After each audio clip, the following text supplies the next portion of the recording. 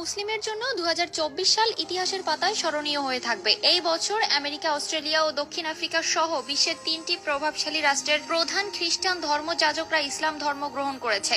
সম্প্রতি দক্ষিণ আফ্রিকার প্রধান খ্রিস্টান ধর্মযাজক ইব্রাহিম রিচমন্ড প্রিয় নবীকে স্বপ্নে দেখে একসাথে 10,000 অনুসারী নিয়ে ইসলাম ধর্ম গ্রহণ করেছেন, এমন তথ্য নিশ্চিত করেছেন আন্তর্জাতিক গণমাধ্যম আল জাজিরা। ইব্রাহিম রিচমন্ড নামের এই খ্রিস্টান পাদ্রী 10 বছর ধরে দক্ষিণ আফ্রিকার এক বিশিষ্ট গির্জার দায়িত্বে ছিলেন, যার অনুসারীর সংখ্যা ছিল 10 লাখ। অথচ তিনি নিজে ইসলাম ধর্ম কবুল করে মুসলিম হয়েছেন। ইসলাম ধর্মের প্রতি এমন আগ্রহ ও ভালোবাসা দেখে সৌদি যুবরাজ মোহাম্মদ বিন সালমান ওনাকে প্রতি বছর রাজকীয় সম্মানে হজ পালনের জন্য বিশেষ সুবিধা প্রদান করেছেন। তিনি এখন একজন ইসলাম প্রচারক, বিভিন্ন দেশে গিয়ে ইসলামের দাওয়াত দিয়ে থাকেন। এর আগে তিনি খ্রিস্টান ধর্মে থাকতে হাজারো মানুষকে খ্রিস্টান ধর্মের দিকে দাবিত করেন। তিনি বলেন, ইসলাম মানে শান্তির ধর্ম, এই ধর্মে যে শান্তি পাই তা কোনো ধর্মেই ছিল না। আমি এখন ইসলামের জন্য দাওয়াত দিয়ে বেড়াই। ইসলাম শান্তিপূর্ণ ধর্ম, সেটা সকলের সামনে প্রমাণ দিয়ে ইসলামের দাওয়াত দেই। ইসলাম ধর্মের মাধ্যমে তিনি শান্তির পথ খুঁজে পেয়েছেন। তিনি এখন পবিত্র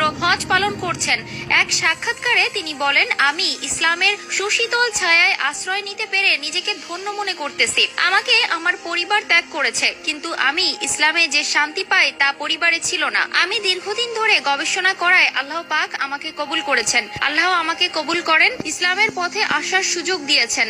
ইচ্ছা থাকায় তিনি বলেন, ইতনা করে এক স্বপ্ন দেখে ইসলাম ধর্ম গ্রহণে আগ্রহ এসেছে। 15 বছর ধরে আমি আফ্রিকায় একটি গির্জার দায়িত্বে ছিলাম। আমার 10 লক্ষাধিক অনুসারী ছিল, কিন্তু আমি 10,000 অনুসারী নিয়ে মুসলমান হয়েছি। তাদের সবাইকে ইসলামের সুশীতল ছায়ায় আশ্রয় দিয়ে নিজেকে ধন্য মনে করতেছি। আমি এগিয়ে যাব মানুষকে ইসলামের সঠিক জ্ঞান বোঝানোর জন্য। ইসলাম আলোর পথ, সেটা বোঝানোর দায়িত্ব আমার জন্য দায়িত্ব হয়ে গেছে।